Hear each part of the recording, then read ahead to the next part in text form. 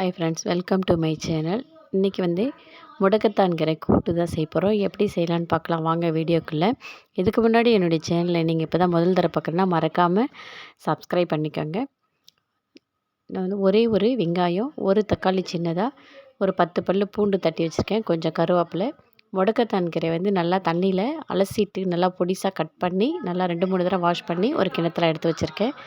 பாசிப்பருப்பு நமக்கு தேவையான அளவு கூட்டு எவ்வளோ வேணுன்றது நமக்கு தெரியும். எப்பயும் போடுற மாதிரி ஒரு 50 கிராம் கம்மி, ஒரு குட்டி டம்ளரில் அரை அழாக்கு போட்டிருக்கேன். 25 கிராம் இல்லை 30 கிராம் இருக்கும், அந்தளவுக்கு போட்டிருக்கேன். நல்லா வெந்ததுக்கப்புறம் ஒரு பாத்திரத்தில் மாற்றிக்கிட்டு அதே பாத்திரத்தை கொஞ்சம் கழுவிட்டு 1 ஸ்பூன் எண்ணெய், நிறைய எண்ணெய் ஊற்ற வேண்டாம். நீங்கள் நல்லெண்ணெய் இருந்தால் நல்லெண்ணெய் ஊற்றிக்கலாம், நல்லெண்ணெய் இல்லைன்னா ஆர்டினரி கோல்டு வினரே ஊற்றிக்கோங்க. கொஞ்சம் கடுகு சீரகம் போட்டு தாளிச்சிக்கலாம். கடுகு சீரகம் நல்லா பொரிஞ்ச உடனே தட்டி வச்சுருக்க பூண்டை சேர்த்துக்கலாம்.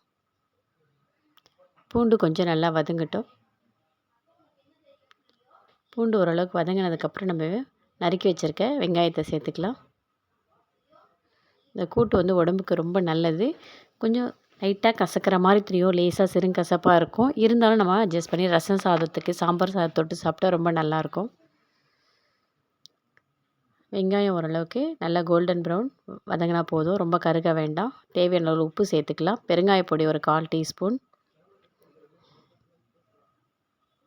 வெங்காயம் வதங்கிடுச்சு.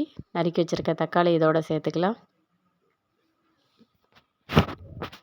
தக்காளி கொஞ்சம் நல்லா மேல் தோல் சுருங்குற அளவுக்கு வதங்கின உடனே முடக்கத்தான் கீரை கூடவே சேர்த்து நல்லா வதக்கிக்கலாம்.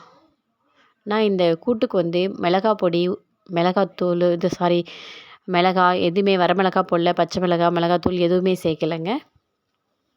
ஏன்னா காரம்லாம் இல்லாமல் நல்லா சாப்பிட்றதுக்கு உடம்புக்கு ரொம்ப நல்லது இது. மேக்ஸிமம் நம்ம உப்பு, புளி, காரம் இது எல்லாமே மீடியமாக எடுத்துக்கிட்டால் ரொம்ப நல்லது. அந்த கீரை ஓரளவுக்கு கொஞ்சம் வதங்கின உடனே நம்ம வேக வச்சுருக்க பருப்பை இதோட சேர்த்துக்கலாம். அந்த பருப்பில் இருக்க தண்ணியுமே சேர்த்து நல்லா வேக வச்சுக்கலாம். கொஞ்சம் நல்லா மிக்ஸ் பண்ணி விட்டுட்டு மூடி வச்சிடலாம். மூடி ஒரு 2 இல்லை 3 நிமிஷம் மூடி வச்சுருந்தா போதும், ரொம்ப நேரம் வேண்டாம். எல்லாமே நல்லா வெந்திருக்கு.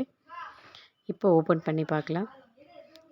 கீரை ரொம்ப நல்லா சூப்பராக குழஞ்சி வந்திருக்கு பாருங்கள். இப்போ ஒரு 1/4 டீஸ்பூன் பெப்பர் தூள் தான் போட்டிருக்கேங்க. அவ்வளோதாங்க. பெப்பர் தூள் போட்டு 2 நிமிஷம் கழித்து இறக்கிடலாங்க. இந்த மாதிரி நீங்களும் வீட்டில் செஞ்சு பார்த்துட்டு பிடிச்சிருந்தனா மறக்காமல் கமெண்ட் பாக்ஸில் கமெண்ட் பண்ணுங்கள். பாய்.